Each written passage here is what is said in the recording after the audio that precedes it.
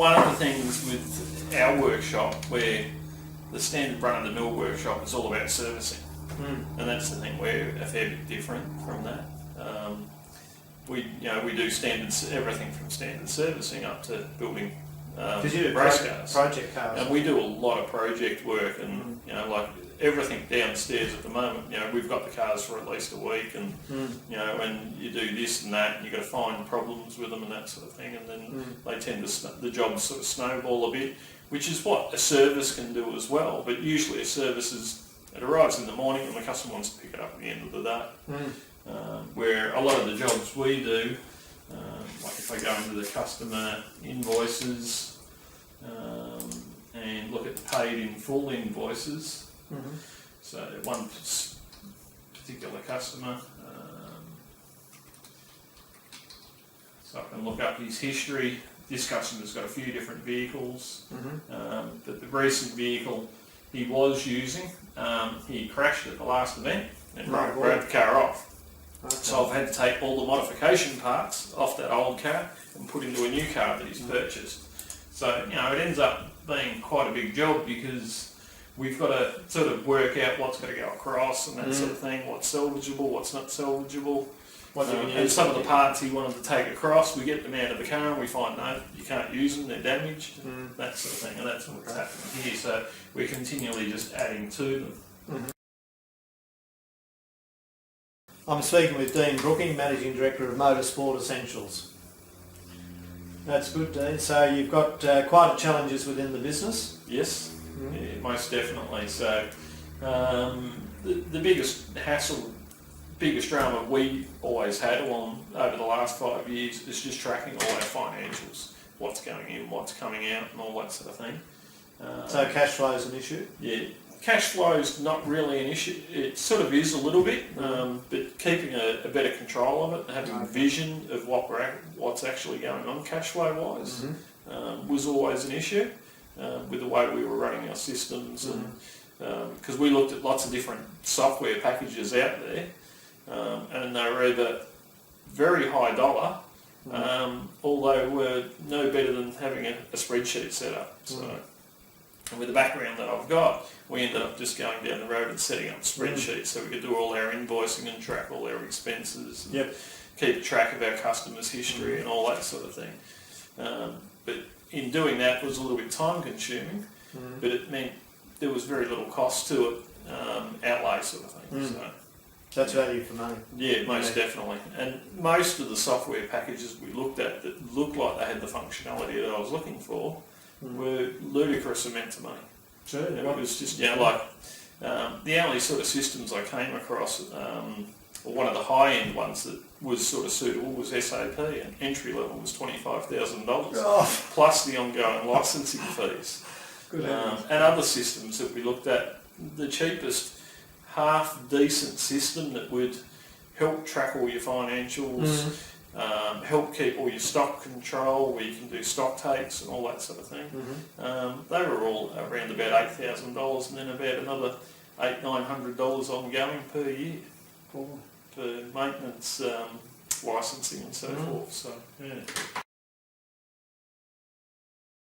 So is it a benefit having one system that does everything from the time you book a car in, doing your service and ordering your parts and getting paid? Yes, most definitely. So the good thing about that we're finding here with this system, if we get a customer call up, we can go straight into the service calendar. They tell us what date they want. They say they want to book on this date and this time. We click on it. If it's an existing customer and we know their surname, we can just put their surname straight in.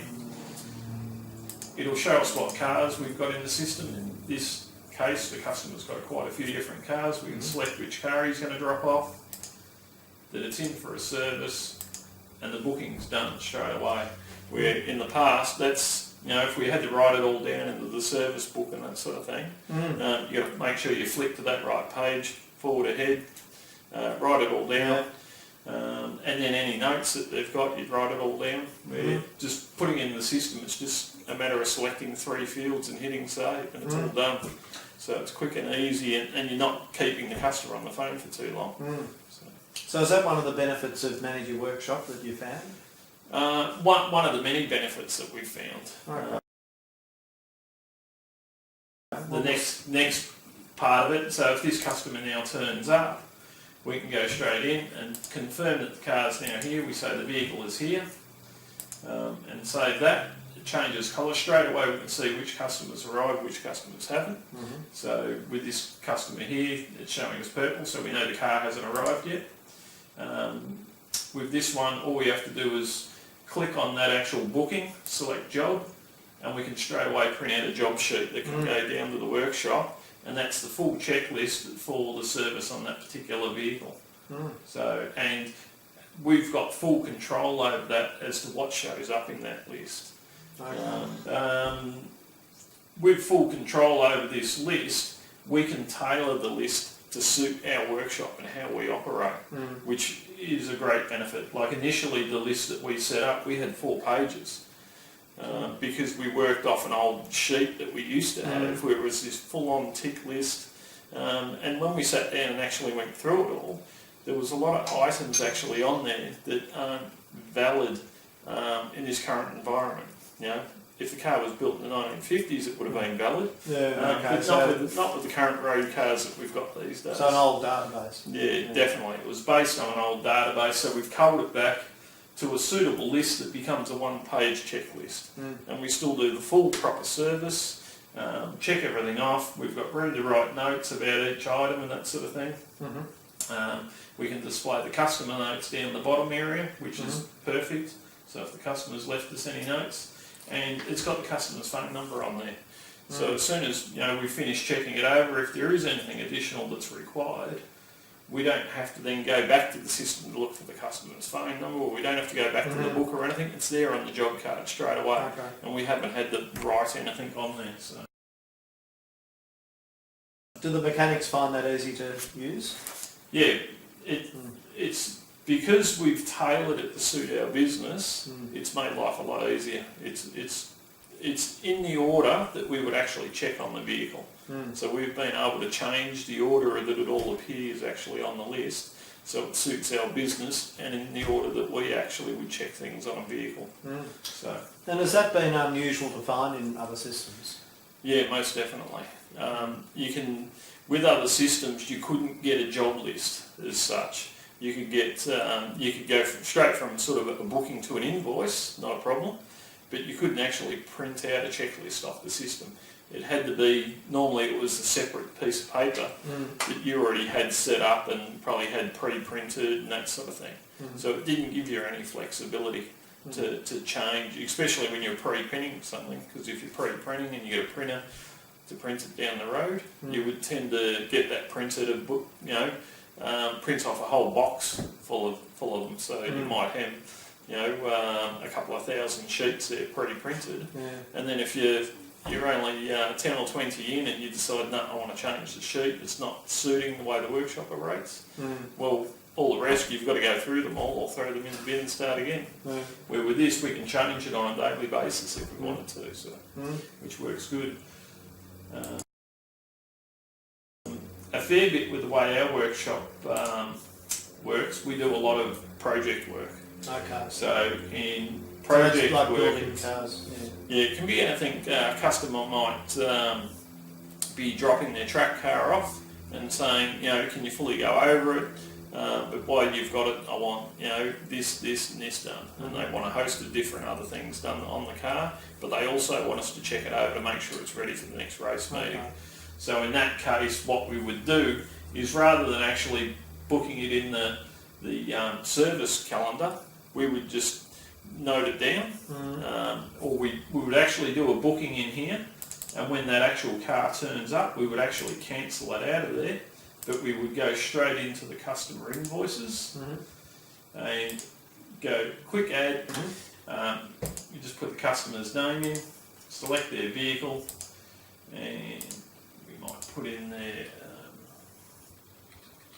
so as a first item, we've got code already pre-set up in the system, so it's a brake service, and it might be a full flush, brake fluid flush. And then they might have also asked us to make some notes to make a few notes and check a few other things, like check shock absorbers on the rear. Because I said at the last meeting they didn't feel quite right, so we make a note of that, we save it. Now that we've actually saved that in there, we can again print a job sheet off that just shows all the items that they've got it in for. Okay. And quite often, part of it might be a full check of the vehicle, and you end up finding another 3 different things wrong with the car. You ring the customer, and they can easily, then we can just easily go back in and just simply add those back in as well. We can just click update, add those extra items in, save it, and reprint a new job sheet for the workshop. So the workshop's always got the latest and greatest job sheet of everything that has to be done on that car. And does that save a lot of time? Yeah, most definitely. What also it does, it saves some of the confusion of having everything handwritten down in interpretype, interpreting somebody else's handwriting. If it's actually typed, it's clear, it's legible, everybody can read it. Where if you're relying consistently on people's handwriting, quite often mistakes happen. So the wrong thing can actually be done on the car. It's the same when customers drop a car off. Some of our customers will hand write up a list. I'll check through the list with them and make sure that I fully understand everything that they've actually got on the list, and then I'll actually type it up straight up into a job sheet. Okay. So when it goes down to the workshop, it's not a handwritten list. It might get incorrectly interpreted. And then are you able to order parts during a build? Yeah, basically, at any time we have to order parts, we would order the parts in, and straight away we can then put them onto the job sheet. So in this case, I've got this Repco invoice sitting here on my desk. This is actually for a car that's coming in tomorrow. It's a couple of wheel bearing kits. So all the invoices would come onto my desk, and we write on there what vehicle it's actually for. The invoice doesn't leave my desk until the item has actually been assigned to that particular customer, and then they go in the tray. And anything that's in the tray, when Kirsten is doing all the financials and going through all the invoices and checking them off against the statement and so forth, if something doesn't have anything written on it, she will come back to me and say, why doesn't this have something written on it? What was this actually for? And it might be a case it was just something for the workshop supplies, and nobody's written on there what it was actually for. So we work with the system to try and make sure that everything that comes in is allocated to an actual job, unless it's just standard workshop supplies. And then you can invoice that out accordingly. Yes, most definitely. So in this case, if this Repco invoice was for this particular customer, we would just hit update. We'd click straight into here and look for the part and see if the part, it's WBK 1270. Now the part number, straight away the part number is actually not found in the system, so it's a part we've never purchased in before and we've not put it into our system. Easily what we can do is just to open another screen, go into inventory, distributor catalogues, and we've got most of Repco's catalogue in here, so we can look up the part and see if it's in there in our system, and it is. So we just click on this blue arrow, which will now add it to our inventory system. We would just then go straight in and find that part. And there's the part right there.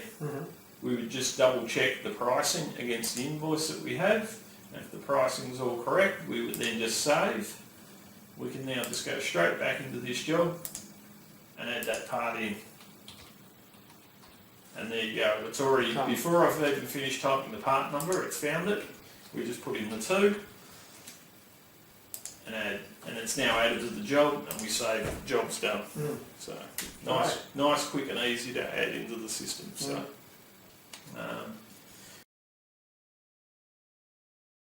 what we haven't done as such at this stage, and it's something we've spoken to Steve about a couple of times, is at some point we've got to work out a cut-off point where we start managing our inventory with the system. And at the moment, the way we operate our workshop, a lot of stuff is just buying because of the type of jobs that we do. We don't carry a lot of stock. We don't need to carry a lot of stock because jobs chop and change all the time. Because we don't do that high level of standard servicing, we don't need to have the stock here all the time.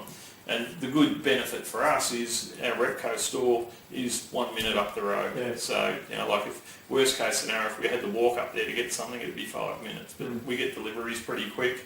And because of the jobs that we do, in some cases, like because of Navigator, we can see whether they've even got stock.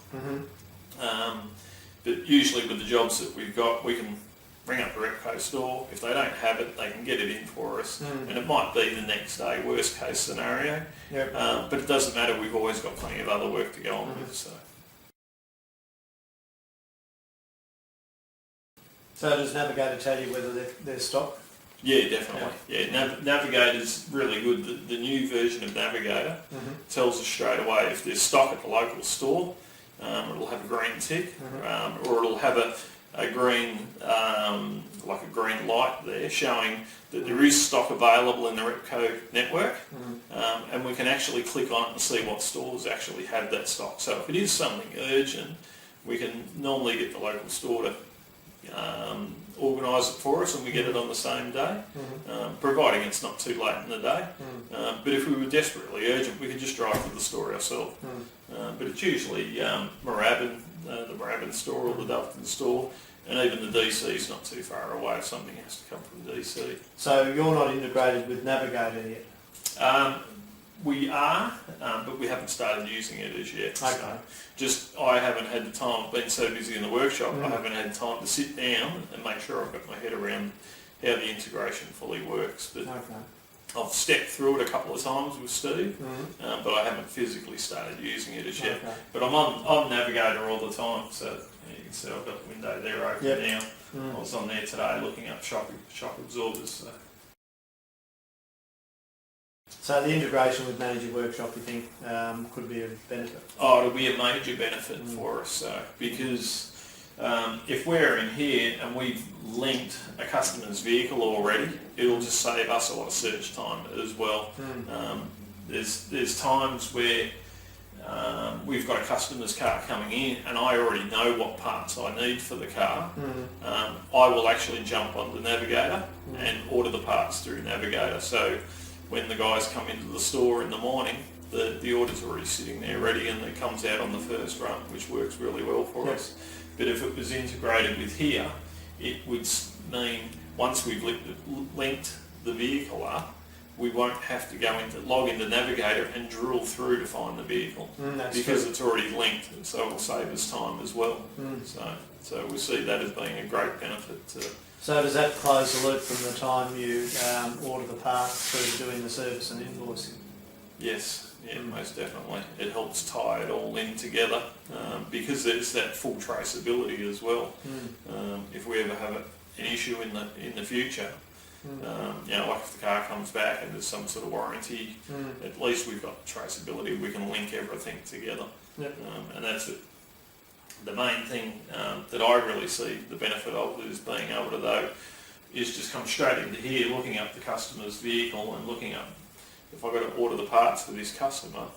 The way it links straight into Navigator will just save a lot of heartache sort of thing. You're not having to jump from one system to another to look something up. It seamless that the one system's looking it up. But you can place the order and it takes you then directly back to my workshop. Good. Well, thank you very much, Dean, for your time, and wish you the best, and we'll catch up again. Thank you very much, Dave. Cheers. Good.